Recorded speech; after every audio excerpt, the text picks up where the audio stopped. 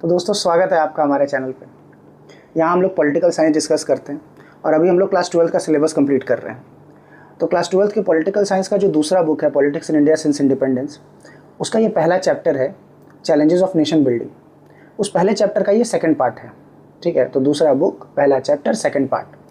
First part में इस chapter के हम लोगों ने देखा था कि जब इंडिया आज़ाद हुई थी ब्रिटिश रूल से, तो उस समय में क्या मेजर चैलेंजेस थे जो हमको इस बुक में डिस्कस कर रहे हैं।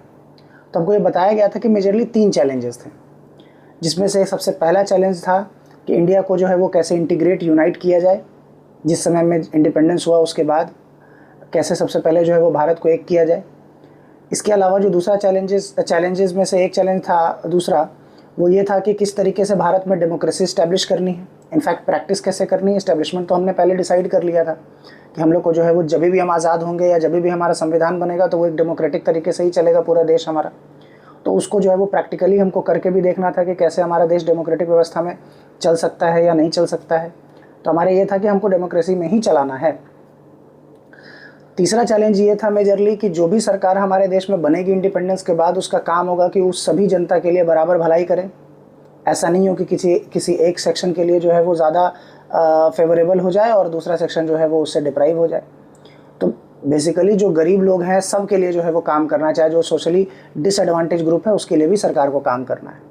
तो ये मेजर 3 चैलेंजेस जो है वो हमने डिस्कस कर लिया था फर्स्ट पार्ट में। अभी हम लोग सेकंड पार्ट वीडियो का जो है वो उसमें इसी फर्स्ट चैलेंज को पूरा डिस्कस करेंगे बढ़िया से, क्योंकि ये चैप्टर जो पहला चैप्टर है वो फर्स्ट चैलेंज के ही बारे में बात करता है। बाकी जो 2 चैलेंजेस है उसके लिए दूसरा और तीसरा चैप्टर रेस्पेक्टिवली बनाया गया है। तो एनसीईआरटी में वो वहाँ हम लोग डिस्कस कर लेंगे जब हम लोग दूसरा चैप्टर स्टार्ट करेंगे। तो अभी हम लोगों को जो टॉपिक देखना है वो है पार्टीशन, डिस्प्लेसमेंट एंड रिहैबिलिटेशन। तो यहाँ पर पूरा पार्टीशन का प्रोसेस बताया जाएगा कि जब हमारा देश आज़ाद हुआ था तो हमको पता है कि हमारा देश जब आज़ाद हुआ तो 2 हिस्सों में उसको बांट दिया गया। एक हिस्सा जो है वो भारत कहलाया, दूसरा हिस्सा पाकिस्तान। तो ये जब पार्टीशन हुआ तो इसके वजह से लोगों को क्या क्या प्रॉब्लम्स फेस करना पड़ा, इंडिया को एज अ यूनिट क्या प्रॉब्लम फेस करना पड़ा, वो सारा जो है वो यहाँ पर डिस्कशन किया जाएगा। तो चलिए हम लोग चैप्टर को पढ़ते हैं लाइन बाय लाइन। तो अगर आप 12th क्लास में हैं तो आपके लिए तो ये बेनिफिशियल है ही। CUET की तैयारी कर रहे हैं तो वहाँ के लिए भी जो है वो इम्पॉर्टेंट हो जाता है, क्योंकि एनसीईआरटी से ही जो है वो क्वेश्चन आता है और सिलेबस में भी यही है।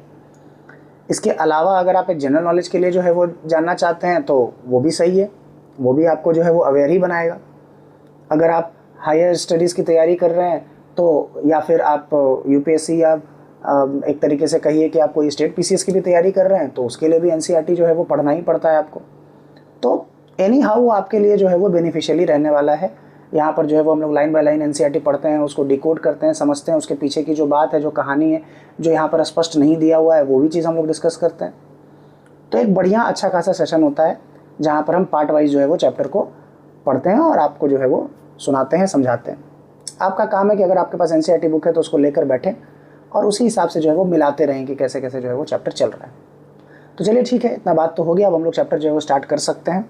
ठीक है, तो सबसे पहले जो हम लोग देखने वाले हैं वो ये टॉपिक है कि पार्टीशन, डिस्प्लेसमेंट एंड रिहैबिलिटेशन। तो क्या लिखा हुआ है उसको देखिए एक बार।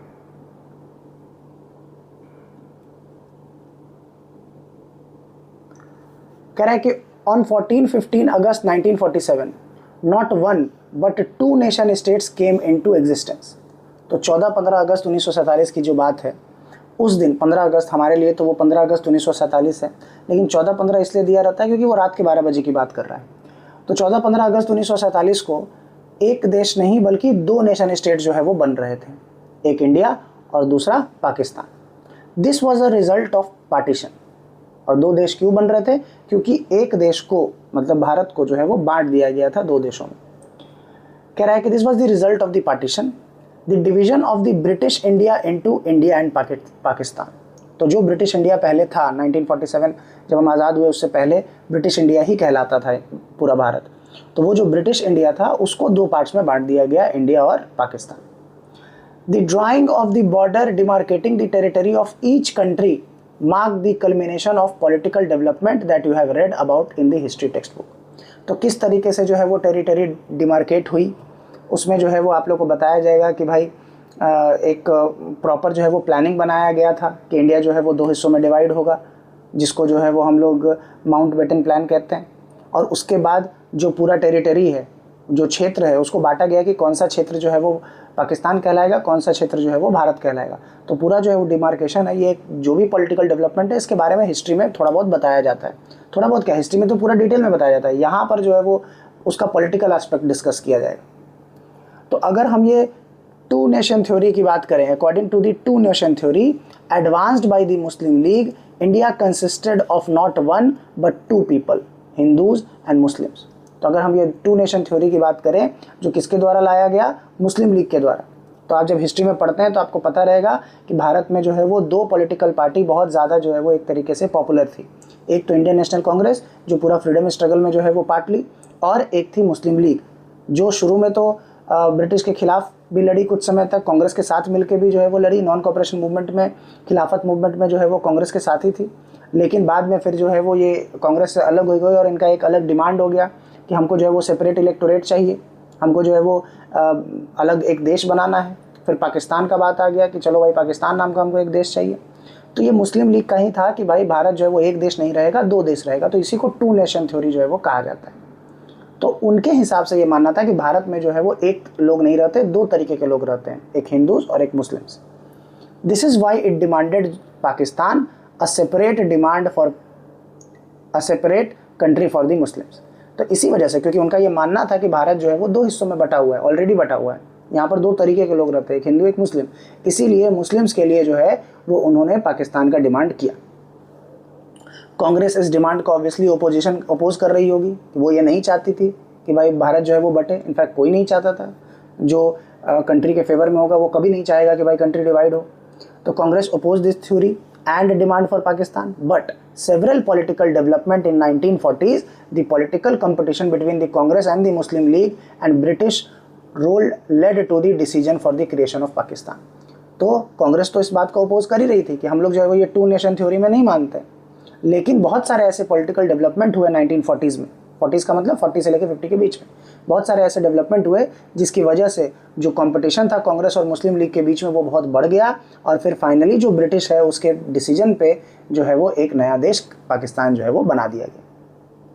तो ये पूरा जो है वो एक तरीके से घटनाक्रम आपको बताया जा रहा है कि कैसे जो है वो ये चीज़ें हुई थी। अब पार्टीशन हो गया, होना है, ये तो तय हो गया, किस तरीके से पार्टीशन होगा इसका जो है वो कोई प्लान किसी के पास नहीं था। हमको ये पता था कि भाई किस आधार पे बंटवारा हो रहा है, कि हाँ भाई धर्म के आधार पे बांट देना है, एक तरफ हिंदुस्तान एक तरफ पाकिस्तान, वो धर्म के आधार पर बंट गया, लेकिन ये बंटवारा होना कैसे है, क्या प्रोसेस है, क्या प्लान है, वो सब कुछ नहीं पता किसी को। एक जो होता है ना कि बस पावर चाहिए अपने पास, तो ये कहा जाता है, ये स्टोरी जो है वो ये सुनाई जाती है, और यही लगभग हमको लगता है सच भी है कि मुस्लिम लीग के जितने भी लीडर्स थे उनका ये था कि भाई उनको चाहिए था पावर। अगर वो इंडिया में रहते तो निश्चित उनको पावर जो है वो नहीं मिलता, क्योंकि यहाँ ऑलरेडी बड़े बड़े लीडर्स थे और जिन्होंने देश के लिए जो है वो काम किया है, तो इन लोगों को वो चाहिए था पावर। तो पावर कैसे मिले भाई, तो देश का बंटवारा कर देते, वो अलग देश बना देते हैं, एक अलग देश बन जाएगा तो ऑटोमेटिकली जो है वो हमको वहाँ पर पावर मिल जाएगा। तो ये जो थॉट प्रोसेस था उनका था, और इसी में जो है वो मोहम्मद अली जिन्ना, लियाकत अली और इसी तरीके के बहुत सारे लीडर्स का नाम जो है वो आता है मुस्लिम लीग, जिनका ये प्राइम डिमांड था कि उनको अलग एक देश चाहिए ही चाहिए।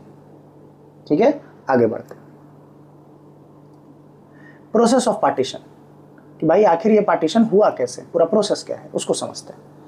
तो कहता है thus it was decided that what was till then known as India would be divided into two countries. तो अब ये डिसाइड हो चुका था कि जो हम लोग जिसको हम लोग इंडिया के रूप में जान रहे हैं अब वो दो देश हो जाएगा, इंडिया और पाकिस्तान। तो जितना एरिया इंडिया का था अब वो डिवाइड हो चुका है। Such a division was not only very painful but also very difficult to decide and to implement. ऐसा जो डिवीजन था वो दुखदाई तो था ही, तकलीफ तो हो ही रहा है, लेकिन इसके साथ साथ बहुत बड़ा डिफिकल्टी भी इस चीज़ में था कि भाई इस डिवीज़न को, इस पूरे जो हम लोग बंटवारे को है इसको इम्प्लीमेंट कैसे करें। कहने को तो कह दिए कि भारत दो हिस्सों में बंट जाएगा, लेकिन वो दो हिस्सा होगा कौन और किस तरीके से बटेगा, वो जो है वो एक बड़ा चैलेंज था हमारे सामने। It was decided to follow the principle of religious majority. तो ये डिसाइड हुआ कि भाई हम लोग रिलीजियस मेजॉरिटी का प्रिंसिपल देखेंगे, मतलब जिस एरिया में जो रिलीजियस मेजॉरिटी है उसी हिसाब से उस देश का बंटवारा होगा। मान लीजिए किसी एरिया में अगर हिंदूज ज़्यादा हैं तो वहाँ वो जो एरिया जो है वो इंडिया के पक्ष में जाएगा, किसी एरिया में जहाँ पर मुस्लिम पॉपुलेशन ज़्यादा है वो जो है वो पाकिस्तान के पक्ष में जाएगा। तो इसको आधार बनाया गया कि हम लोग इसी तरीके से जो है वो पाकिस्तान और इंडिया के रीजन का बंटवारा कर सकते हैं। This basically means that areas where the Muslims were in majority would make up the territory of Pakistan and the rest was to stay with India. तो वही बात जो हम आपको अभी बताए कि ये माना गया कि वो एरिया जहाँ पर मुस्लिम मेजॉरिटी में है उसको जो है वो पाकिस्तान का हिस्सा मान लिया जाए और बाकी जो बचा हुआ इलाका है वह उसको हम लोग इंडिया मान लें। ठीक है, अब ये आइडिया सुनने में तो सिंपल लग रहा है कि भाई ऐसा है, देख लीजिए सीधे जहाँ मेजॉरिटी है वहाँ पर ऐसा ऐसा करके कर दिए, लेकिन ये आइडिया जो है वो जितना सिंपल दिख रहा है उतना है नहीं। यहाँ पर भी और बहुत सारा डिफिकल्टीज अभी हम लोग को देखने को मिलेगा। तो वही कह रहा है कि the idea must appear simple but it presented all kinds of difficulties. क्या भाई, क्या क्या डिफिकल्टी था? सबसे पहला डिफिकल्टी की बात करते हैं। First of all, there was no single belt of Muslim majority area in British India. कोई ऐसा जगह था ही नहीं जिसको हम कह सकते थे कि भाई ये जो जगह है यहाँ पर मुस्लिम मेजॉरिटी में है। कोई भी single belt of Muslim majority नहीं था, कोई एक एरिया ऐसा नहीं था जिसको हम कह सके कि भाई ये मुस्लिम मेजॉरिटी वाला इलाका है। हालांकि वहाँ पर दो ऐसे जगह थे जहाँ पर मुस्लिम पॉपुलेशन ठीक ठाक संख्या में थी, ज़्यादा संख्या में कह सकते हैं, कंपैरेटिवली नहीं लेकिन एक ज़्यादा संख्या में आप कहिए उसको। तो इसीलिए कॉन्सेंट्रेशन वर्ड का इस्तेमाल किया गया कि there were two areas of concentration. एक एरिया जो है वो कहाँ था? वेस्ट में, और दूसरा एरिया जो है वो कहाँ था? ईस्ट में। तो इंडिया का अगर आप वेस्टर्न पार्ट और ईस्टर्न पार्ट देखेंगे तो ये दो ऐसा हिस्सा था जहाँ पर देखने को मिला कि मुस्लिम मेजॉरिटी जो है वो ठीक ठाक कॉन्सेंट्रेशन में है, ठीक ठाक नंबर में है। हालांकि कोई ऐसा तरीका नहीं था जिससे आप ईस्ट और वेस्ट को जो है वो मिलके ज्वाइन कर दें। अगर आप इंडिया का मैप देखेंगे, तो मान के चलिए कि भाई अगर इस तरीके का डायग्राम, तो जैसा हो, मतलब एक रफ डायग्राम से ही हमको बता रहे हैं कि अगर ये कह रहा है कि भाई वेस्ट और ईस्ट दोनों इलाका में जो है वो अगर मुस्लिम मेजॉरिटी हमको ज़्यादा दिख रही है, तो ज़्यादा अगर मुस्लिम मेजॉरिटी में नहीं दिख रही है लेकिन अगर कॉन्सेंट्रेशन में भी दिख रही है, ठीक ठाक संख्या है भी, तो इन दोनों जगहों को हम लोग कैसे जो है वो मिला सकते हैं? मिला तो नहीं सकते, एक वेस्ट का पार्ट एक ईस्ट का पार्ट, इसको कैसे मिला दे भाई? तो वही बात यहाँ पर कहा गया है कि भाई there was no way these two parts could be joint, so it was decided that the new country Pakistan will comprise two territories. तो अब ये डिसाइड हुआ कि पाकिस्तान जो है वो दोनों हिस्सों में रहेगा, वेस्ट में भी रहेगा और ईस्ट में भी रहेगा, तो दोनों हिस्सों में जो है वो रहेगा। West and East Pakistan separated by a long expanse of Indian territory. तो मतलब कहने का कि ये वाला इलाका जो है वो पूरा पाकिस्तान हो जाएगा, ये वाला इलाका यहाँ जो है वो बांग्लादेश वाला, जो अभी का बांग्लादेश आप जो अगर देखते हैं मैप में, तो वो वाला इलाका जो है वो पहले ईस्ट पाकिस्तान कहा जाता था, तो वो वाला इलाका जो है वो पाकिस्तान के कब्जे में चला जाएगा, इधर वेस्ट वाला इलाका पाकिस्तान के कब्जे में चला जाएगा और बीच में रहेगा इंडियन टेरिटरी। तो इस तरीके का जो है वो व्यवस्था बनाया जा रहा था। ठीक है, तो पहला प्रॉब्लम तो यही था कि भाई मुस्लिम मेजॉरिटी वाला कोई इलाका नहीं था, तो जहाँ लगा कि ज़्यादा मुस्लिम पॉपुलेशन है उन दोनों एरिया को जो है वो दे दिया गया पाकिस्तान। अब दूसरा क्या प्रॉब्लम था? Secondly, not all Muslim majority area wanted to be in Pakistan. ये भी सही है कि भाई सारे मुस्लिम एरिया के में जो लोग रहते थे वो सब पाकिस्तान थोड़ी जाना चाहते थे, उनका तो अपना देश है भाई भारत, उन लोग का तो चॉइस है कि भाई वो लोग को तो रहना है भारत में, तो वो लोग नहीं जाना चाहते थे।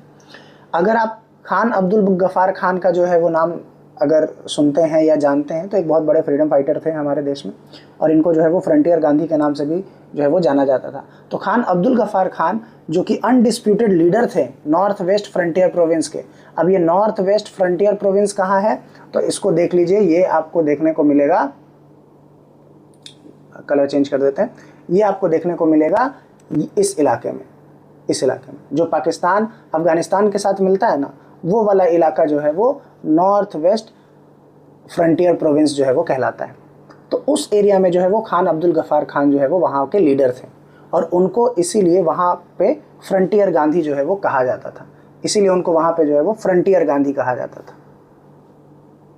तो इनको जो है ये भी जो है वो एक तरीके से टू नेशन थ्योरी में नहीं विश्वास रखते थे, क्योंकि ये तो गांधी जी के साथ काम करते थे, तो इनका आइडियोलॉजी जो है वो उसी तरीके का था। इनका नहीं मानना था कि भाई देश का जो है वो बंटवारा होना चाहिए, तो ये कभी नहीं मानते थे। लेकिन क्योंकि अब पूरा जो है वो व्यवस्था ही उसी तरीके से चल रहा है, ब्रिटिश का डिसीजन भी वही है, भारत में जो है वो जो भी सरकार उस समय में जो पार्टी थी मुस्लिम लीग, उसका भी जो है वो वही मानना है, मजबूरी में कांग्रेस का भी वही जो है वो उसको मानना पड़ा। तो कहने का मतलब ये है कि फिर वहाँ पर उनका कोई चला नहीं है, तो उनका जो वॉइस है वो बाद में जो है वो इग्नोर कर दिया गया, और जो NWFP है मतलब नॉर्थ वेस्टर्न फ्रंटियर प्रोविंस जो है उसको जो है वो किसके साथ मिला दिया गया?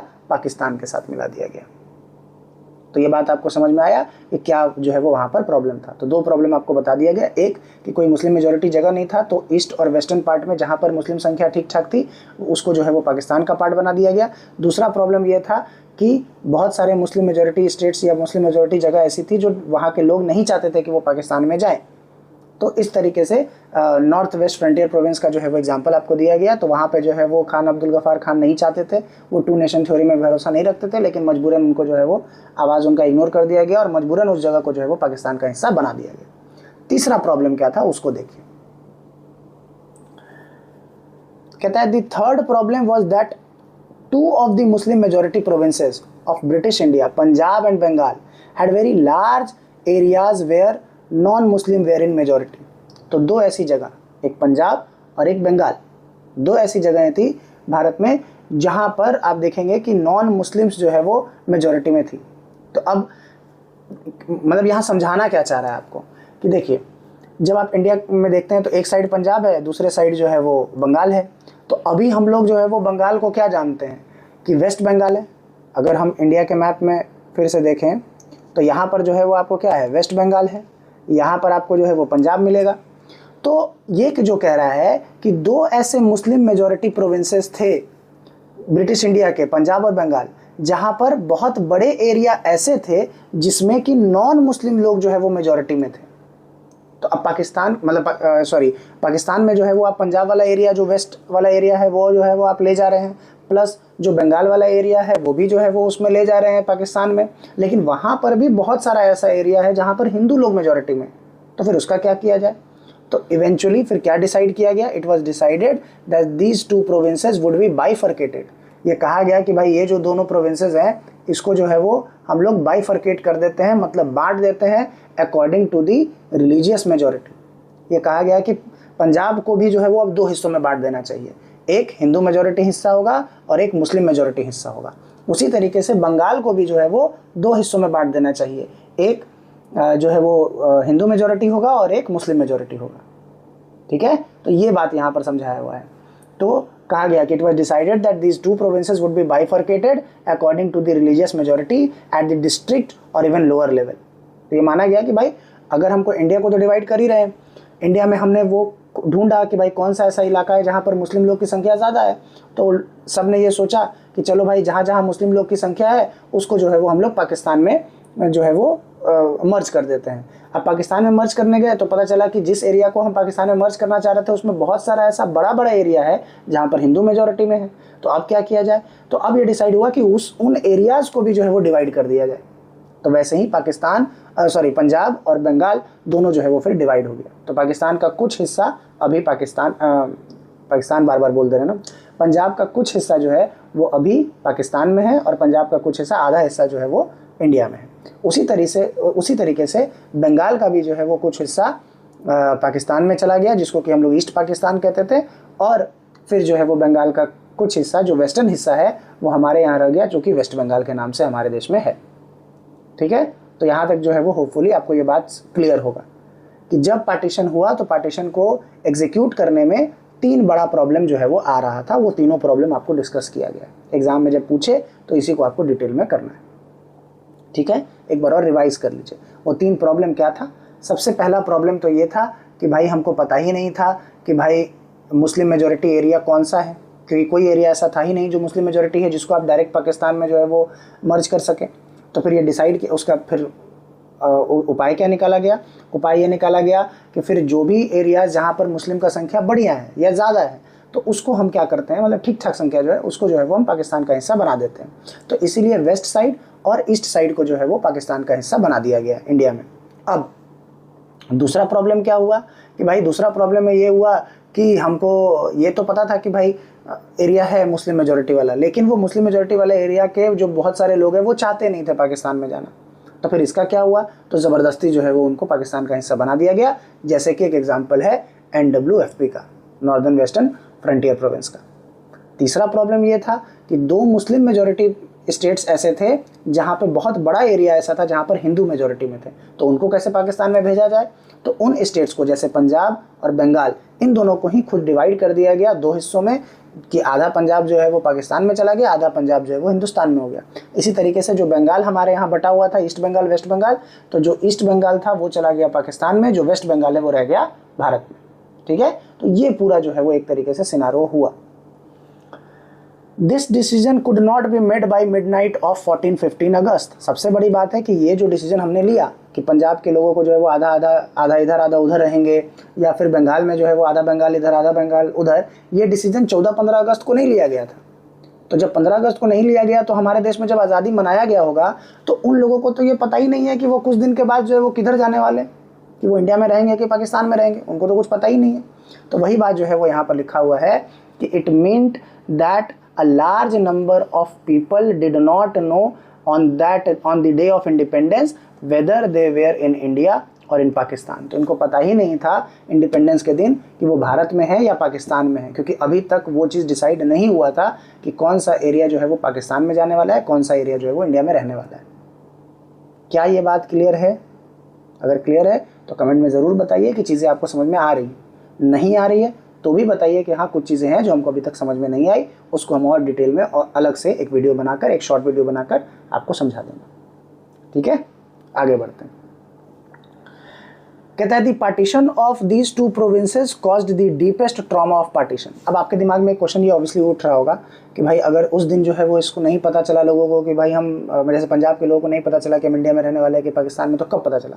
तो 2 दिन के बाद 17 अगस्त के आसपास जो है वो ये चीज़ फाइनल हो गया था कि पंजाब का जो है वो हिस्सा डिवाइडेड होने वाला है, डिवाइड हो गया है, और आधा हिस्सा जो है वो इंडिया में, आधा हिस्सा जो है वो पाकिस्तान में। तो अभी जो आप लाहौर वाला इलाका सुनते हैं पाकिस्तान में, तो वो सब इलाका जो है वो पहले पंजाब में ही हुआ करता था, मतलब अनडिवाइडेड इंडिया में पंजाब का ही पार्ट हुआ करता था, लेकिन उसी को फिर डिवाइड करके उधर जो है वो भेज दिया गया। अब चौथा प्रॉब्लम क्या है? तो 3 प्रॉब्लम तो डिस्कस हो गया, अब एक और प्रॉब्लम इसमें छिपा हुआ है, और वो चौथा है वो सबसे मेजर प्रॉब्लम है। वो एक ऐसा प्रॉब्लम है जिसकी वजह से बहुत सारी चीज़ें जो है वो आगे हुई हैं, तो उसको देखते हैं हम लोग। तो कहता है this was related to the 4th and the most intractable of all the problems of partition. तो चौथा सबसे मुश्किल समस्या जो है वो क्या है? This was the problem of minorities on both sides of the border. तो इशू किस चीज़ का है? माइनॉरिटीज़ का। माइनॉरिटी वर्ड का मतलब आप समझते होंगे, क्लास 12th में है। 2 पक्ष होता है किसी भी जगह पर, एक मेजॉरिटी और एक माइनॉरिटी। मेजॉरिटी जिनका संख्या ज़्यादा है, माइनॉरिटी जिनका संख्या कम है। तो अगर हम इंडियन टेरिटरी की बात करें तो वहाँ पर जितने भी नॉन मुस्लिम्स हैं वो मेजॉरिटी में है और मुस्लिम्स जो है वो माइनॉरिटी में है। अगर हम पाकिस्तान की बात करें तो वहाँ पर मुस्लिम्स मेजॉरिटी में है और जितने भी नॉन मुस्लिम्स हैं वो सब माइनॉरिटी में है। तो इंडिया में जो हिंदूज़ हैं वो हम लोग मेजॉरिटी में हैं और जो मुस्लिम्स हैं वो माइनॉरिटी हैं, अगर हम पार्टीशन के हिसाब से, या मतलब उस समय की बात करें तो। आज भी हालांकि ऐसा ही है, लेकिन हमारे यहाँ जो है वो माइनॉरिटी स्टेटस का कुछ एक क्राइटेरिया होता है। तो अभी के हिसाब से, क्राइटेरिया के हिसाब से जो है वो माइनॉरिटी कहाँ जाना चाहिए या नहीं जाना चाहिए, इस पर जो है वो तो डिबेट चलता रहता है। मगर अगर हम लोग 1947 के हिसाब से देखें तो हमारे देश में मुस्लिम्स जो है वो उस समय में माइनॉरिटी थे और पाकिस्तान में हिंदूज जो है वो माइनॉरिटी थे। तो खैर वही बात जो है वो यहाँ पर कहा गया है कि lakhs of Hindus and Sikhs in the area that were now in Pakistan and equally large number of Muslims on the Indian side of Punjab and Bengal found themselves trapped। तो बहुत सारे हिंदूज और सिख्स थे जो कि पाकिस्तान में थे और उतने ही संख्या में जो मुस्लिम्स हैं वो भारत में थे, जो कि पंजाब और बंगाल में रहे। ये सब लोग जो है वो अपने आप को फंसा हुआ पा रहे थे, क्योंकि उनको लग रहा था कि हम एक ऐसे देश में हैं जहाँ पर हमको शायद हमारी सरकार रहने ही ना दे। उनको एक डर था। They were to discover that they were undesirable aliens in their own home, in the land where they and their ancestors had lived for centuries। तो उनको ये लगता था कि हम जिस जगह पर, जहाँ पर हमारे पुश्तैनी लोग सब रहे, हमारे दादा परदादा सब इसी धरती पे जो है वो जन्म लिए, यहीं पे जो है वो मर गए, सब लोग जो है वो हमारा परिवार यहीं पर है, लेकिन फिर भी हमको ये देश अपना नहीं लग रहा। क्यों? क्योंकि हम माइनॉरिटी स्टेटस में आते हैं। अब चाहे वो हिंदूज़ के लिए पाकिस्तान में हो या मुस्लिम्स के लिए भारत में हो, उन लोगों का ये सोचना था कि हम लोग जो है वो यहाँ पर फंस चुके हैं, क्योंकि हमको तो ये बताया गया है कि देश का बंटवारा धर्म के आधार पर हुआ है। तो जितने भी जो है वो मुस्लिम लोग हैं उनको पाकिस्तान जाना है और जितने भी हिंदूज़ लोग हैं उनको इंडिया आना है, लेकिन कोई प्लानिंग क्योंकि था नहीं, तो बहुत सारे लोग जो है वो उधर रह गए हिंदूज़ और बहुत सारे मुस्लिम जो है वो इधर है। तो उस चक्कर में बहुत सारे लोगों को ये लग रहा था कि भाई ये हमारे साथ जो है वो गलत हुआ है, हम लोग को जो है एलिएनेटेड फीलिंग आ रहा है अपने में, हम लोग लग रहा है हम लोग कहीं बाहर के तो नहीं है। ऐसा होना नहीं चाहिए, ये अलग बात है। उनको ये थॉट नहीं लाना चाहिए मन में, या फिर सरकार को भी ये ध्यान रखना चाहिए कि उनको ये थॉट ना आए। लेकिन उस समय में तो सिचुएशन ही ऐसा था, कोई जो है वो स्टेबिलिटी थी ही नहीं हमारे देश में, देश जो है वो भटक चुका था। तो उस समय में कुछ समझ भी नहीं आता था, तो सबको ऐसे ही लगता था। As soon as it became clear that the country was going to be partitioned, the violence started at an unprecedented level against communities who were lesser in the number in their respective areas. अब जैसे जैसे ये बात clear हो गया कि country जो है वो अब डिवाइड होने वाली है, देश का जो है वो बंटवारा होने वाला है, उसी समय में जो है वो वायलेंस स्टार्ट हो गया। किस चीज़ का वायलेंस स्टार्ट हो गया? जहाँ पर जो कम्युनिटी बड़े संख्या में थी वो अपने विरोधी कम्युनिटी को, जो छोटे संख्या में जो माइनॉरिटी है उसको जो है वो परेशान करने लगी, उसको जो है वो मारने लगी हर जगह एरियाज़ में। तो हमने जो है वो बहुत सारा कहानी जो है वो उस समय में पढ़ा है। अगर आप मूवीज़ वगैरह भी देखेंगे या फिर आप कोई बुक्स वगैरह भी पढ़ेंगे हिस्ट्री की, तो आपको वहाँ पता चलेगा कि बहुत सारा वायलेंस जो है वो पाकिस्तान से जो है वो भारत की तरफ एक तरीके से आया था। चाहे वो इंडिया के भी, बंगाल में भी जो है वो बहुत सारा जो है वो, बंगाल में, बिहार में, ये सब एरियाज़ में जो है बहुत सारा वायलेंस हुआ था, पार्टीशन रिलेटेड वायलेंस। और इसके साथ साथ पाकिस्तान में भी जो है वो बहुत सारा वायलेंस जो है वो हुआ था पार्टीशन रिलेटेड। तो इसमें जो है वो बहुत सारे लोग मारे गए थे। No one had quite anticipated the scale of this problem. किसी को नहीं लगा था कि ये प्रॉब्लम इतना बड़ा हो जाएगा, कितना बड़ा होगा ये किसी को समझ में नहीं आ रहा था। No one had any plans for handling this, क्योंकि किसी को ये पता ही नहीं था कि भाई ऐसा होने वाला है। तो जब पार्टीशन ठीक से आप हैंडल नहीं कर रहे हैं तो वायलेंस कहाँ ही हैंडल कर पाइएगा। तो कोई वहाँ पर कोई हैंडलिंग प्लान भी नहीं था पहले से कि क्या करना है।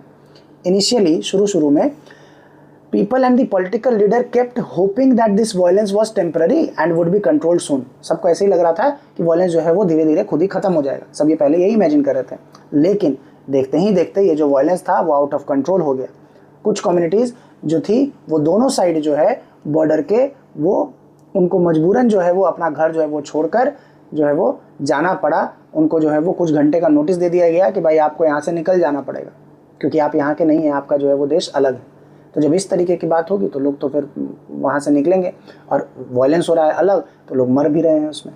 तो बहुत संख्या में जो लोग मारे गए थे ना, करीब 10 लाख लोग जो है वो इस पार्टीशन रिलेटेड वायलेंस में मारे गए थे। और ये नंबर 10 लाख जो है वो छोटा नंबर नहीं है, बहुत बड़ा नंबर है। अब जब पार्टीशन हो गया तो देखिए एक पिक्चर है कि ट्रेन में लोग किस तरीके से लद के भर के जो है वो आ रहा है। तो वायलेंस का एक कहानी बड़ा फेमस है कि लाहौर से जब एक ट्रेन जो है वो निकला अमृतसर जाने के लिए, पाकिस्तान के लाहौर से अमृतसर जाने के लिए जो है वो ट्रेन निकला था, और उसमें जो है वो सब हिंदू सब भरे हुए थे। तो जब वो ट्रेन अमृतसर पहुंची तो लोगों ने देखा कि वो ट्रेन में जो है वो खाली डेड बॉडी ही भरा हुआ है, सिर्फ लाश भरा हुआ था उसमें। सब लोग को जो है वो मार के तब भेजा था वहाँ से। तो इस तरीके का तो घटना जो है वो हुआ। उसी समय से जो है वो समझ लीजिए कि मतलब जब देश हमारा अनडिवाइडेड था तब से ही जो है वो एक प्रॉब्लम क्रिएट हो गया कि भाई हमको अलग देश चाहिए, और वहीं से वो नफरत जो है वो कंटिन्यूसली बढ़ती चली गई, जो दो देश की जो प्रॉब्लम्स हैं। खैर, सवाल है यहाँ पर कि कॉन्सिक्वेंस ऑफ पार्टीशन क्या था। जब पार्टीशन जो है वो हुआ तो उसके बाद उसका क्या कॉन्सिक्वेंस हम लोग को देखने को मिला, क्या रिजल्ट उसका हुआ। तो कहता है कि the year 1947 was the year of one of the largest, most abrupt, unplanned and tragic transfer of population that human history has known. तो बोल रहा है 1947 एक ऐसा साल था जहाँ पर पूरी दुनिया के रिस्पेक्ट में अगर देखा जाए तो सबसे बड़ा, सबसे ट्रैजिक, सबसे अनप्लैंड जो है वो ट्रांसफ़र ऑफ पॉपुलेशन था। ऐसा कभी नहीं हुआ था पूरी दुनिया में कि इतने बड़े संख्या में लोग एक जगह से दूसरे जगह जो है वो ट्रैवल कर रहे हैं, मूव कर रहे हैं। किस वजह से मूव कर रहे हैं सबको पता है, पार्टीशन हुआ है इसी वजह से। तो ये ऐसा कभी देखने को नहीं मिला था हिस्ट्री में, कभी नहीं। इसके अलावा ये जो मूवमेंट हुआ, ये जो ट्रांसफ़र हुआ, इसी के अलावा इसमें क्या हुआ कि there were killings and atrocities on both sides of the border. दोनों साइड जो है वो उसी तरीके से लोग जो है वो मर रहे थे इस ट्रांसफ़र में। In the name of the religion, people of one community ruthlessly killed and maimed people of the other community. अब यहाँ तो है वो ऑब्वियसली किसी रिलीजन का जो है वो नाम तो नहीं लिया जा सकता, लेकिन जो बात कहा गया है वो यही है कि एक रिलीजन के लोग जो है वो दूसरे रिलीजन के लोगों को जो है वो रूथलेसली मार रहे थे कंटिन्यूसली। उनको ये मतलब पता नहीं किस टाइप का नफरत था या क्या था कि लोगों को, मतलब दूसरे धर्म के लोगों को लोग देखना नहीं चाह रहे थे और मार रहे थे। तो वही है Lahore, cities like Lahore, Amritsar and Kolkata became divided into communal zones. तो ऐसे जगहों पर हम देखें कि बहुत सारा जो है वो यहाँ पर दंगा हुआ, चाहे लाहौर हो पाकिस्तान में, चाहे अमृतसर हो, चाहे कोलकाता हो। Muslim would avoid going to the area where mainly Hindus and Sikhs live. Similarly, the Hindus and Sikhs stayed away from the areas of Muslim predominance. तो ऐसा ही होता था कि मुस्लिम लोग जो है वो उस एरिया में आना जाना बंद कर दिए जहाँ पर सिख लोग, जहाँ पर हिंदू लोग रहते थे, और हिंदू लोग और सिख लोग जो है वो मुस्लिम एरिया से दूर रहते थे। तो ये जो डिस्टेंस है ये ऑब्वियसली ये सब वायलेंस की वजह से बढ़ा है ना, और वो हम लोग को आज तक भी देखने को मिलता ही है बहुत जगह पर। कहता है forced to abandon their homes and move across borders, people went through immense suffering। तो क्योंकि उन लोगों को जो है वो अपना घर भी छोड़ना पड़ा, बॉर्डर क्रॉस करके जो है वो इधर से उधर जाना पड़ा, तो लोग को जो है वो बहुत सारा तकलीफ, बहुत सारा परेशानी उठाना पड़ा। Minorities on both sides of the border fled their home and often secured temporary shelter in refugee camp. तो माइनॉरिटीज़ जो थे, जो इस तरफ से उस तरफ गए या उस तरफ से इस तरफ आए, दोनों तरफ के माइनॉरिटीज़ को जो है वो बहुत सारा परेशानी उठाना पड़ा, और उन लोग का कोई अपना घर तो था नहीं, तो उन लोग को मजबूरन जो है वो रेफ्यूजी कैंप में जो है वो रखा गया। रेफ्यूजी कैंप वो जगह होता है जहाँ बाहर से जो लोग आते हैं, जिनका कोई प्रॉपर जो है वो एक तरीके से ठिकाना नहीं होता, तो वो वहीं पर रहते थे, है ना, वहीं पर रखा जाता है उनको। तो रेफ्यूजी कैंप जो है वो उसी को कहते हैं। तो रेफ्यूजी कैंप में जो है वो लोगों को जो है वो रखा गया था। They often found unhelpful local administration and police in what was till recently their own country। तो उस पार्टीशन से पहले तक तो सब एक ही था ना, पूरा तो भारत ही था, पूरा इंडिया ही था।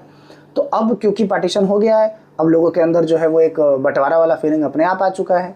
तो वही कि जो लोग रेफ्यूजी कैंप में रहने आते थे, जो माइनॉरिटीज़ थे, उनको जो है वो और तकलीफ़ उठाना पड़ता था वहाँ पर, और वो लोग को देखना पड़ता था कि उसके तरफ लोगों का अनहेल्पफुल नेचर है। जो लोकल एडमिनिस्ट्रेशन है उनकी मदद नहीं करता था, पुलिस उनकी मदद नहीं करती थी, जो एक समय में उसके खुद की कंट्री की थी। लेकिन क्योंकि अब बंटवारा हो गया है तो ऑब्वियसली जो है वो लोग अलग हो गए हैं, तो लोग जो है वो उनकी मदद नहीं कर रहे हैं। They travelled on the other side of the new border by all sorts of mean, often by foot. सोच लीजिए कि बॉर्डर क्रॉस भी करना इन लोग को तो पैदल ही, कोई भी जो है वो सुविधा जो है वो नहीं थी। एक ट्रेन का सुविधा था तो आपको बताइए कहानी कैसा है कि भाई इतना सारा वायलेंस हो रहा है, लोग को मार दे रहा है, तो लोग जो है वो पैदल ही जो है वो अपना जा रहा है। और ट्रेन में उतना जगह भी नहीं है कि सबको बैठा के भेजा जाए, तो लोग पैदल ही जो है वो बॉर्डर को क्रॉस कर रहे थे। Even during this journey they were often attacked, killed और रेप्ड। और बहुत सारा जो है वो इस तरीके का जो वायलेंस था उसमें ये हुआ कि जब ये लोग पैदल जो है जा रहे थे तो रास्ते में भी जो है वो इन पे जो है वो अटैक किया जाता था, इनको मारा जाता था, महिलाओं का रेप होता था। तो इस तरीके की जो घटनाएं थी वो वहाँ पर बहुत कॉमन हो गई थी। Thousands of women were abducted. तो बहुत सारी महिलाओं को जो है वो वहाँ पर परेशान किया गया। They were made to convert to the religion of the abductor and were forced into marriage. तो उनको जो है वो महिलाओं को जो है वो ज़बरदस्ती धर्म जो है वो बदलवा दिया जाता था, और उनको जो है वो ज़बरदस्ती कहा जाता था कि नहीं अब तुमको जो है, क्योंकि तुम्हारा धर्म चेंज हो गया तो अब तुमको जो है वो शादी करनी पड़ेगी। बहुत सारे केसेस में women where killed by their own family members. बहुत सारे केसेस में तो औरतों को जो है वो उसके खुद के घर वाले ही मार देते थे, क्योंकि जो हमारा समाज है वो कहता है कि भाई औरत से ही जो है वो घर का इज़्ज़त है। तो अपने परिवार का इज़्ज़त बचाने के लिए लोग क्या करता था, तो वुमेन को जो है वो मार देता था। जो घर की महिलाएं थी, जो लड़कियां थी, उनको मार देता था, क्योंकि इस तरीके का जलीलियत उन लोग को जो है वो नहीं देखना था। तो फैमिली ऑनर को बचाने के लिए जो है वो लोगों जो है वो क्या करते थे, वुमेन लोग को जो है वो मार देते थे। बहुत सारे बच्चे were separated from their parents. तो बहुत सारे बच्चे जो है वो अपने माता पिता से जो है वो अलग हो गए, बिछड़ गए। Those who did not manage to cross the border found that they had no home. तो जो लोग बॉर्डर क्रॉस नहीं कर पाए, जो अब जिनको लगता था कि भाई वहीं हमको जाना पड़ेगा और वहाँ वो नहीं जा पाए, जो रह गए इधर ही, उनको लगा कि अब उनके पास कोई घर ही नहीं है, क्योंकि एक घर तो वो छोड़ कर आ चुके हैं। ठीक है। For lakhs of the refugees, the country's freedom meant life in refugee camp for month and sometimes for years। तो जो भी लोग रेफ्यूजी कैंप में रहते थे, उनका ये मानना था, उनका जीवन जो है ऐसा हो गया था कि अब उनको रेफ्यूजी कैंप में ही चाहे महीनों चाहे सालों जो है वो रहना पड़ेगा। उनको कुछ नहीं पता था कि उनका क्या जो है वो भविष्य होने वाला है। तो आई होप आप लोग को जो है वो बात यहाँ तक समझ में आ रही होगी, है ना। यहाँ देखिएगा, गांधी जी जो है वो उनका एक पिक्चर दिया हुआ है जो कि कहाँ है, नौखाली में, जो कि अभी कहाँ है, बांग्लादेश में। बांग्लादेश क्या था, ईस्ट पाकिस्तान। ठीक है, 1971 में जो है वो अलग हुआ था। तो वो एक अलग कहानी है, वो पूरे किताब में जब हम आगे बढ़ेंगे, बहुत सारे चैप्टर्स को जब पढ़ेंगे तो आपको ये पता चलेगा कि जो ईस्ट पाकिस्तान था, जो पहले ईस्ट बंगाल था, उसी को जो है वो ईस्ट पाकिस्तान बना दिया गया, और ईस्ट पाकिस्तान ही बाद में 1971 में आज़ाद होकर बांग्लादेश बन गया था, एक अलग देश बन गया था। खैर आगे बढ़ते हैं। writers, poets and filmmakers in India and Pakistan have expressed the ruthlessness of the killings and sufferings of displacement and violence in their novels, short stories, poems and films. तो अगर भारत में देखें तो बहुत सारे राइटर्स हैं, बहुत सारे पोइट्स हैं, बहुत सारे फिल्म मेकर्स हैं, चाहे वो भारत में हो चाहे पाकिस्तान में हो, उन्होंने इन सब किलिंग्स के बारे में, इन सब जो सफरिंग्स हैं, जो लोगों को जो हुआ, जो डिस्प्लेसमेंट के दौरान जो लोगों को तकलीफ़ हुआ है, उसके बारे में जो अपने नावल में, अपने शॉर्ट स्टोरीज़ में, अपने पोएम्स, अपने मूवीज़ में जो है वो इन सब चीज़ों के बारे में बताया है। अगर हमको लगता है अगर आप मूवी वगैरह देखते हैं तो एक मूवी है गदर, है ना, सन्नी देओल और अमीषा पटेल की मूवी है, वो आई थी। तो उसमें जो है वो ये पार्टीशन का सीन जो है वो शुरुआत में दिखाया गया था, जहाँ पर लोग जो है वो ट्रेन से इधर से उधर और जो है वो ट्रैवल कर रहे हैं, है ना। तो कहीं कहीं मूवीज़ में जो है वो इन सब चीज़ों के बारे में जो है वो बताया हुआ रहता है। While recounting the trauma of partition, they have often used the phrase that survivors themselves used to describe partition as a division of hearts. तो कहते हैं जब ये लोग, जो फिल्म वाले लोग हैं या जो पोएट है, जो आर्टिस्ट है, जितने भी, जब वो इस पार्टीशन के ट्रॉमा को डिफाइन करते हैं या उसको समझाते हैं, तो ये वो एक फ्रेज़ यूज़ करते हैं जो उस समय के जो सर्वाइवर्स थे, जो उस पार्टीशन के वायलेंस में जो बच गए, वो लोग भी जो है उसी फ्रेज़ का इस्तेमाल करते हैं, जिसमें कहा जाता है कि पार्टीशन जो है वो डिवीज़न ऑफ हार्ट्स है, एक तरीके से दिल का जो है वो दो टुकड़ा हो गया है। तो ऐसा जो है वो फीलिंग उस समय में था। हम और आप उस तकलीफ़ को शायद इमेजिन भी नहीं कर पाएंगे। जो होता है कि जब अपना घर, अपना देश आपको छोड़कर मजबूरी में कहीं जो है वो बाहर जाना पड़ता है, तो इस तरीके का जो घटना है इसको हम और आप इमेजिन नहीं कर पाते, क्योंकि हम अभी अपने घर में सेफ़ हैं।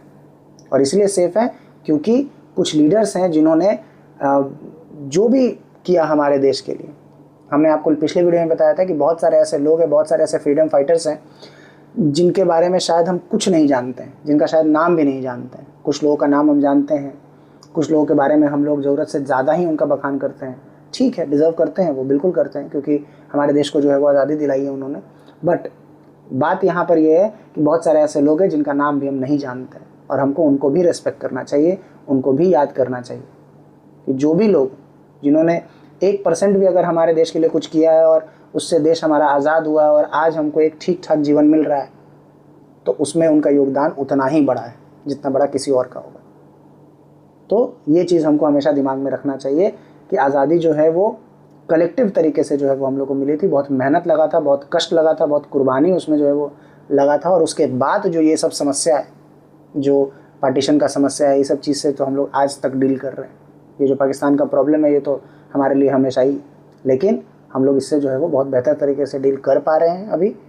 तो ये एक अच्छी बात है कि पाकिस्तान जो है वो अब हमारे खिलाफ़ कुछ सोचने से पहले भी उसको जो है वो बहुत कुछ सोचना पड़ेगा। ठीक है, तो जो सिचुएशन है अभी बहुत बढ़िया है। उस समय का सिचुएशन था जो बहुत मुश्किल था, उस मुश्किल सिचुएशन को हम इमेजिन नहीं कर सकते हैं, बस आपको ये बताना चाह रहे हैं।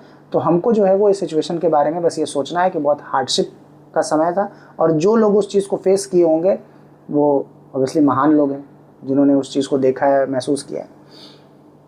खैर, आगे बढ़ते हैं। The partition was not merely a division of properties. तो जो पार्टीशन हुआ वो सिर्फ इस चीज़ का पार्टीशन नहीं था कि भाई जो है वो सामान जो है वो बट गया, जो प्रॉपर्टी है, मतलब बेसिकली जो ज़मीन का बंटवारा है, ऐसा कुछ नहीं था। लायबिलिटीज़ जो है वो खाली नहीं बटी थी, बहुत सारी चीज़ें थी जिसको जो है वो डिवाइड किया गया था, है ना। या एसेट्स हो, या फिर पॉलिटिकल डिवीज़न जो है वो कंट्री का खाली नहीं हुआ था, या फिर एडमिनिस्ट्रेटिव अपरेटस की तरह जो है वो नहीं बंटवारा हुआ था कि भाई शासन जो है वो किस तरीके से चलाना है। क्या चीज़ और डिवाइड हुआ था, तो जितने भी फाइनेंशियल एसेट्स थे, जो लोगों के अपने फाइनेंशियल एसेट्स थे, वो जो सरकार की जो चीज़ें थी जैसे कि table, chair, typewriter, paper clip, किताबें, ये सब चीज़ जो है म्यूजिकल इंस्ट्रूमेंट तक, और जो पुलिस बैंड है, ये सब चीज़ जो है वो डिवाइड हो गया। पुलिस का भी 2 हिस्सा हो गया था, एक पाकिस्तान की पुलिस हो गई, फिर यहाँ की पुलिस हो गई। तो इस तरीके से जो है वो देखा गया था कि डिवीज़न जो है वो हर चीज़ का हुआ था। The employees of the government and the railways were also divided। तो जो गवर्नमेंट के सरकारी एम्प्लॉयज़ थे, जो रेलवे के एम्प्लॉय थे, वो भी जो है वो डिवाइड हो गए, जो उस एरिया के रहे होंगे वो उधर ही। Above all, it was a violent separation of communities who had hitherto lived together as neighbors। तो जो कभी पहले पड़ोसी के साथ, पड़ोसी की तरह जो है वो एक साथ रह रहे थे, अब जो है वो लोगों के अंदर एक वायलेंट जो है वो एक तरीके से फीलिंग है, और उसी तरीके से जो है वो बंटवारा हुआ है। वायलेंट सेपरेशन जो है वो लोगों को देखने को मिला है। ये माना जाता है कि पार्टीशन की वजह से 80 लाख लोग जो हैं वो माइग्रेट हुए अक्रॉस द न्यू बॉर्डर, या इधर से उधर या इधर से उधर, करीब इधर से उधर या उधर से इधर, 80 लाख लोग तक हमको लगता है कि ये नंबर जो है वो और ज़्यादा ही बढ़ा रहा होगा। ये सब तो ऑन पेपर एक आंकड़ा होता है जो हम लोग को दिया जाता है। तो इतने सारे लोग जो है वो इधर से उधर माइग्रेट हुए थे। इसके अलावा 5 से 10 लाख के बीच में जो है वो लोग मारे गए थे इस पूरे पार्टीशन रिलेटेड वायलेंस में। और ये 10 लाख हम आपको पहले ही बताएं छोटा नंबर नहीं है, बहुत बड़ा नंबर है ना, कि 10 लाख लोग जब कहीं मर जा रहे हैं तो ये मामूली बात तो कम से कम नहीं है, ठीक है। तो ये बहुत बड़ा समस्या है। अच्छा, बगल में जो है वो नीचे अगर आप यहाँ देखेंगे तो एक मूवी का नाम है ना, जिसका नाम है गरम हवा। तो ये एक ब्लैक एंड वाइट पुरानी मूवी है जो पार्टीशन रिलेटेड ही जो है वो इसको बनाया गया था। तो अगर आपको समय मिले तो देख लीजिएगा। वैसे थोड़ा सा सीरियस टोन में है मूवी, तो अब एज 12th क्लास स्टूडेंट आपको पसंद आए ना आए इसका तो कुछ नहीं कह सकते, लेकिन हाँ अगर इंटरेस्ट है, नॉलेज है, जानने का इच्छा है कि उस समय में क्या सिचुएशन रहा था, तो आप बिल्कुल जो है वो उसको देख सकते हैं। हमको लगता है यूट्यूब पे अवेलेबल है ये, है ना, तो मिल जाएगा।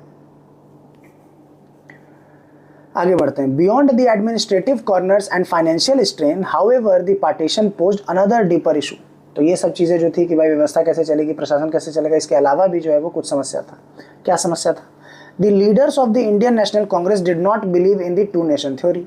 जो कांग्रेस के जो लीडर्स थे, वो जो कांग्रेस नहीं कह रहे हैं, जो इंडियन नेशनल स्ट्रगल के जो लीडर्स थे, जितने भी लोग जो मतलब हमारे इंडिपेंडेंस के लिए लड़े, फ्रीडम के लिए लड़े, उन लीडर्स का ये मानना था कि वो लोग जो है वो ये लोग टू नेशन थ्योरी में भरोसा नहीं करते थे। वो लोग कभी नहीं चाहते थे कि भारत का जो है वो बंटवारा हो। फिर भी पार्टीशन ऑन रिलीजियस बेसिस जो है वो हुआ। पार्टीशन तो हुआ, लोग कितना भी जो है वो उसके अगेंस्ट में रहे, लेकिन पार्टीशन तो हो गया। पार्टीशन हो गया तो यहाँ पर एक सवाल उठता है कि जब पार्टीशन हो गया तो did that make India a Hindu nation automatically? क्योंकि पार्टीशन तो हुआ था धर्म के आधार पर। जब सारे मुस्लिम्स को उधर जाना था तो इस हिसाब से इंडिया तो जो है वो हिंदू नेशन बन गया और हिंदू राष्ट्र बन गया इस तरीके से। तो जवाब है कि नहीं, ऐसा नहीं है। क्योंकि हमारे यहाँ सब सिर्फ हिंदू जो है वो नहीं रहते हैं। हमारे यहाँ जो है वो सभी धर्मों के लोग रहते हैं और हमारे यहाँ सभी धर्मों का बराबर सम्मान होता है, बराबर रिस्पेक्ट है। सरकार देती है, हम लोग देते हैं और देना भी चाहिए, क्योंकि अल्टीमेटली रिलीजन से पहले जो है वो सब लोग एक ह्यूमन बीइंग है। तो उस लिहाज से तो खैर हम लोग को जो है वो ये ध्यान रखना ही चाहिए। कौन सही है कौन गलत है ये इंडिविजुअल तौर पर देखा जाए तो ज़्यादा बेहतर होता है, क्योंकि किसी भी रिलीजन में जो है वो 100% कोई सही नहीं होता, कोई 100% गलत नहीं होता। हाँ, एक इशू है, एक प्रॉब्लम है, तो इसको जो है वो समय के साथ डील कर लिया जाएगा, जैसे भी हो, है ना। जो गलत कर रहा है वो तो कहीं भी माफ़ी के लायक नहीं है, लेकिन एक नफ़रत जो दिमाग में है वो उसको हम लोग नॉर्मलाइज कर सकते हैं अगर चाहें तो, ठीक है। आपको अगर मान लीजिए कि किसी दूसरे पक्ष से आपको कोई ऐसा मतलब नहीं है तो ठीक है, मतलब मत रखिए, वो चलेगा, लेकिन नफरत करने का कोई ऐसा कोई बहुत बड़ा रीज़न आपके पास नहीं होना चाहिए, क्योंकि ये सब इंडिविजुअल तौर पे देखा जाता है, ठीक है। तो कह रहा है कि even after large scale migration of Muslims to the newly created Pakistan, the Muslim population in India accounted for 10 to 12% of the total population in 1951। तो भले ही बहुत सारे मुस्लिम लोग यहाँ से ट्रांसपोर्ट होके जो है वो माइग्रेट होके चले गए पाकिस्तान, लेकिन फिर भी भारत में उस समय भी 1951 के पास अगर देखा जाए तो उस समय में भी हमारे यहाँ 10 से 12% मुसलमान लोग जो है वो रह रहे थे, ठीक है। तो जब इतना बड़े संख्या में अगर रह रहे हैं लोग, इसका मतलब ये है कि हम ये नहीं कह सकते कि हमारा देश जो है वो सिर्फ एक ही रिलीजन से जो है वो चलेगा। So how would the government of India treats its Muslim citizen and other religious minorities, चाहे वो सिख्स हो, क्रिश्चियन हो, जैन हो, बुद्धिस्ट हो, पारसीज हो, ज्यूस हो? ये भी एक सवाल है कि भाई इंडिया गवर्नमेंट जो भारत सरकार है वो कैसे जो है वो अपने मुस्लिम सिटीजन को या फिर बाकी माइनॉरिटीज़ को ट्रीट करती है। तो the partition had already created severe conflict between the two communities. जो पार्टीशन की वजह से तो ऐसे ही दोनों कम्युनिटी के बीच में जो है वो एक तरीके से प्रॉब्लम शुरू हो ही गया। तो भारत जो है वो कैसे अपने माइनॉरिटीज़ का ध्यान रखता है, ये एक बड़ा सवाल जो है वो उस समय में देखने को मिल रहा था। कहता है कि there were competing political interest behind this conflict. अब लोगों का इसमें ये जो कन्फ्लिक्ट है, जो हिंदू मुस्लिम का जो हमारे यहाँ जो चलता है कन्फ्लिक्ट, ये सिर्फ जनता का कन्फ्लिक्ट नहीं है, ये सरकारों का भी कन्फ्लिक्ट है। ये उनके लिए एक तरीके से एक क्या उसको कहा जाए, एक उनका अपना पॉलिटिकल इंटरेस्ट है इसके पीछे, है ना, कि वो कन्फ्लिक्ट चलता रहेगा तो इलेक्शन का एक मुद्दा है, उसको उस तरीके से भी देख सकते हैं। हमारे यहाँ जो है वो ये सब मुद्दे को जो है वो उठाया जाता है। कुछ पार्टी है जो ज़बरदस्ती इस चीज़ को फेवर करती हैं कि भाई नहीं, हम जो है वो किसी एक रिलीजन के ही हैं, हम मुस्लिम्स को ही फेवर करेंगे। कुछ पार्टी है जो कहती है कि नहीं, हमारे लिए सब बराबर है, कहने को सब उसी तरीके से जो है वो काम करता है। तो बहुत सारा कन्फ्लिक्ट है जो पॉलिटिकल फ़ायदा है जो लोग उठाते हैं इसी तरीके से, ये सब कन्फ्लिक्ट के बीच में जो जब ऑब्वियसली है, दो लोग जब झगड़ा करेंगे तो तीसरा तो फ़ायदा उसमें उठाएगा ही, है ना। तो हम यहाँ पर आपको कोई ज्ञान नहीं दे रहे हैं कि भाई आप जो है वो झगड़ा मत कीजिए, लड़िए मत, डिफरेंसेस मत रखिए। देखिए डिफरेंसेस तो हैं और वो रहेंगे, उसमें उससे कोई डिनाई नहीं कर सकता है कि हाँ भाई कोई डिफरेंस ही नहीं है हम लोग में, सब लोग एक हैं, वैसा तो नहीं हो सकता। लेकिन, और ये मेरा पर्सनल मानना है वैसे, कि डिफरेंसेस तो है, लेकिन इस डिफरेंसेस का रिजल्ट ये नहीं होना चाहिए कि हम एक दूसरे से इतना नफरत कर दें कि भाई वॉयलेंट हो जाए चीज़ें, है ना। वो नहीं होना चाहिए। वॉयलेंस कहीं भी किसी भी ग्रुप के लिए, किसी भी कम्युनिटी के लिए सही नहीं है। तो कम से कम वहाँ तक नहीं सोचना है हमको। अगर हमको किसी से प्रॉब्लम है तो हम उससे दूर रहेंगे, ये हम कर सकते हैं, ये हमारे कंट्रोल में है कि हम उससे दूर रहेंगे, है ना। तो ये सारी चीज़ें हैं। तो खैर, ये जो कॉन्फ्लिक्ट था हिंदू और मुस्लिम्स के बीच में, उस कॉन्फ्लिक्ट में जो है वो यहाँ पर ये हुआ कि भाई बहुत सारे लोग इसमें अपना फ़ायदा भी देखने लगे। Muslim League was form to protect the interest of the Muslims in colonial India. Muslim League का फॉर्मेशन ही इसलिए हुआ था, नाम ही से क्लियर है कि वो मुस्लिम इंटरेस्ट को ही जो है वो वहाँ पर आगे रखेगी। It was in four front of the demand for a separate Muslim nation, और ये सबसे आगे थी इस डिमांड में कि हम लोग को जो है वो अलग मुस्लिम नेशन चाहिए, मुस्लिम देश चाहिए, है ना, सेपरेट मुस्लिम देश चाहिए।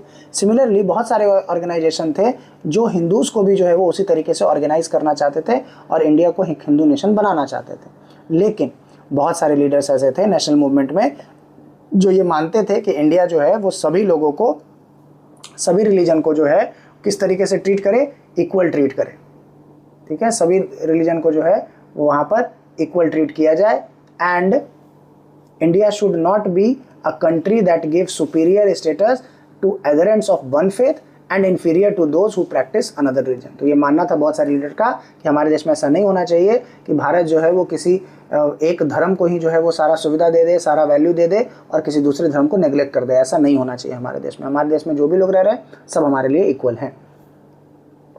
All citizen would be equal irrespective of their religious affiliation. किसी का रिलीजियस एफिलिएशन कुछ भी हो सकता है, किसी भी धर्म को आप मान सकते हैं, फॉलो कर सकते हैं। हमारे संविधान में तो ये भी आज़ादी है कि आप कोई धर्म नहीं मानना चाहते हैं मत मानिए, ये भी आज़ादी है। तो ये सबका अपना इंडिविजुअल चॉइस है। मेरे हिसाब से मेरा जो मानना है उसमें यह है कि रिलीजन एक बहुत प्राइवेट चीज़ है। अगर आप कोई भी रिलीजन फॉलो करना चाहते हैं या कर रहे हैं तो ये आपकी अपनी इच्छा है, आप बिल्कुल कीजिए, इसमें कोई जो है वो दिक्कत की बात नहीं होनी चाहिए। बस हमको ये ध्यान रखना है कि हमारे रिलीजियस बिलीफ से किसी दूसरे को परेशानी नहीं होनी चाहिए, ये हमको ध्यान रखना चाहिए। बीइंग रिलीजियस और a believer would not be a test of citizenship. ये नहीं होना चाहिए कि अगर आप किसी धर्म से हैं तो फिर आप इस देश के सिटीजन होंगे, नहीं तो नहीं होंगे। ऐसा हमारे देश में नहीं। हमारा देश एक सेक्युलर स्टेट है और सेक्युलर देश का जो है वो एक सबसे बेसिक एक तरीके से डेफिनेशन ही यही होता है कि वहाँ कोई भी ऑफिशियल रिलीजन नहीं होता है, सभी धर्मों का बराबर सम्मान किया जाता है। They cherished therefore the ideal of a secular nation, ideal of a secular nation।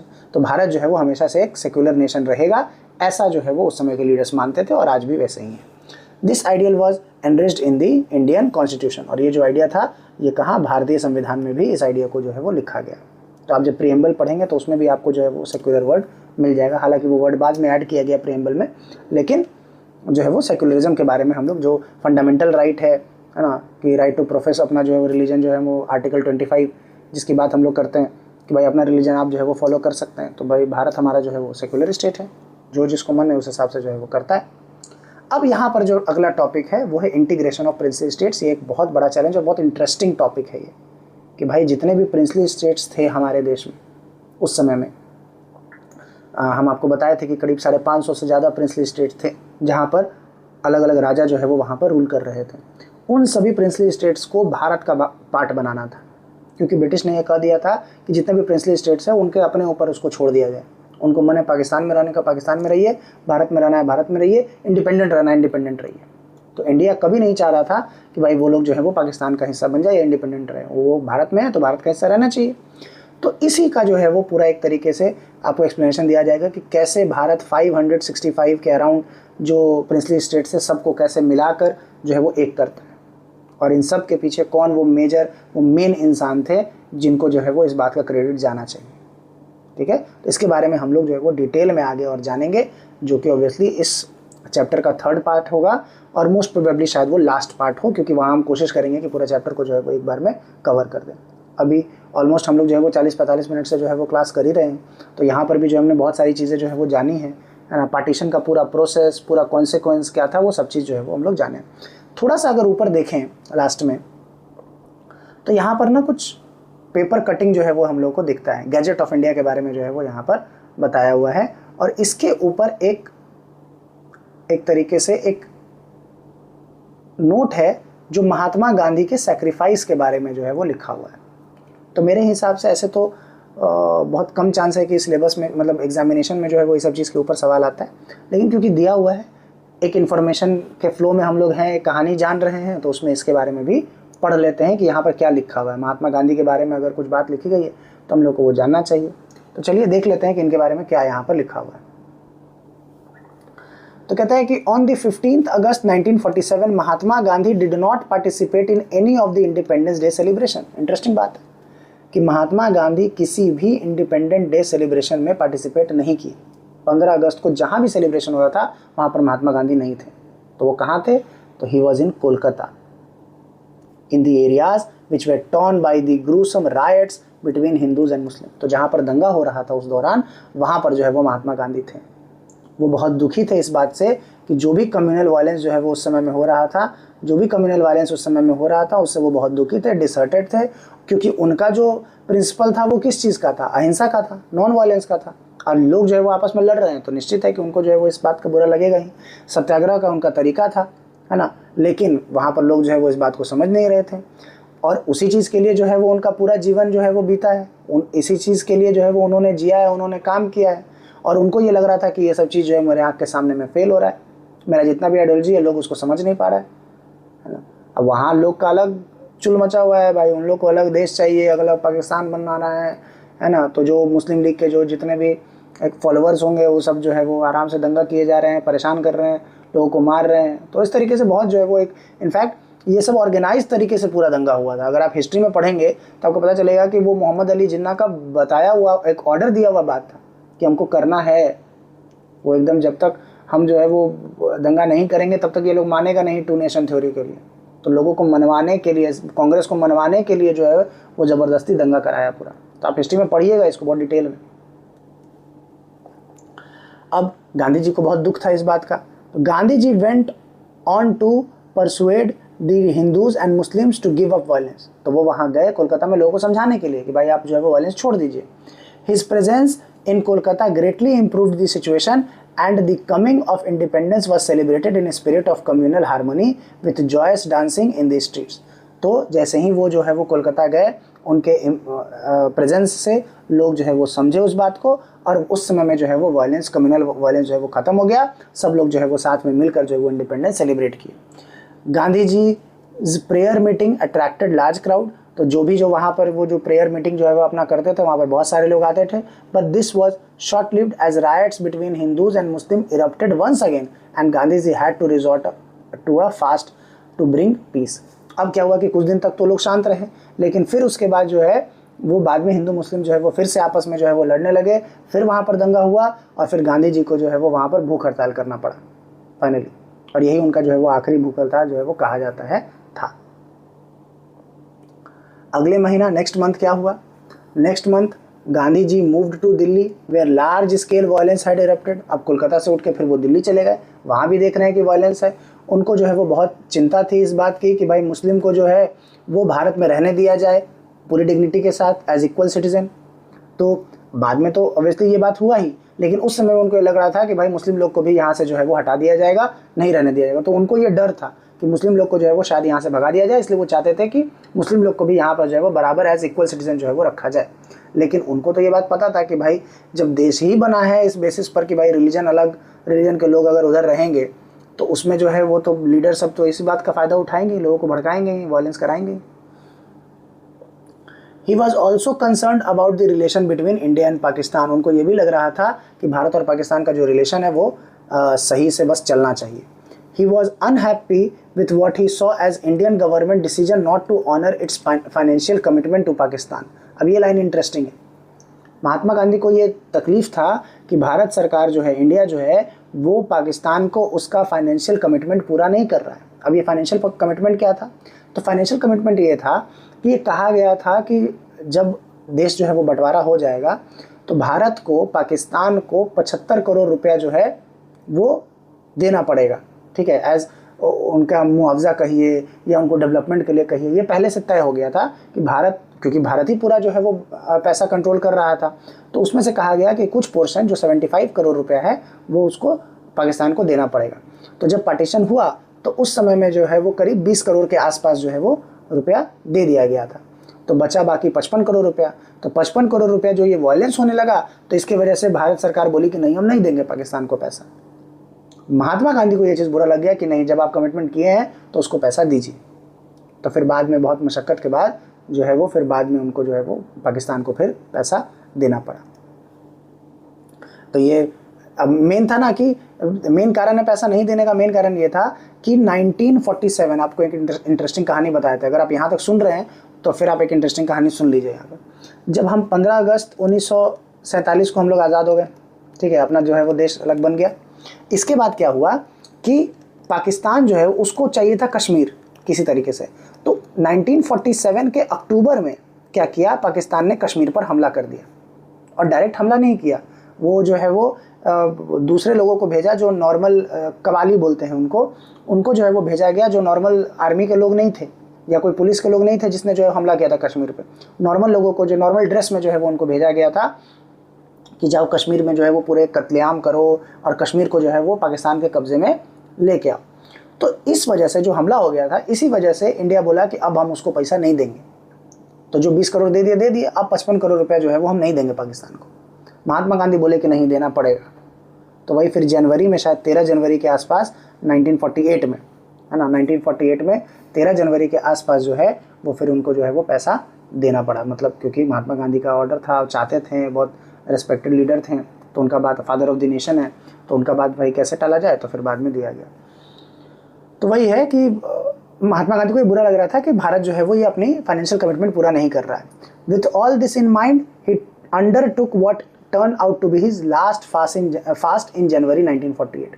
तो जनवरी 1948 में इन्होंने इसी चीज़ को लेकर जो है वो फिर से एक फास्ट किया, जो उनकी ज़िंदगी का आखिरी फास्ट माना जाता है, क्योंकि 30 जनवरी 1948 को 30 जनवरी 1948 को महात्मा गांधी की जो है वो एक तरीके से हत्या हो जाती है, उनको मार दिया जाता है।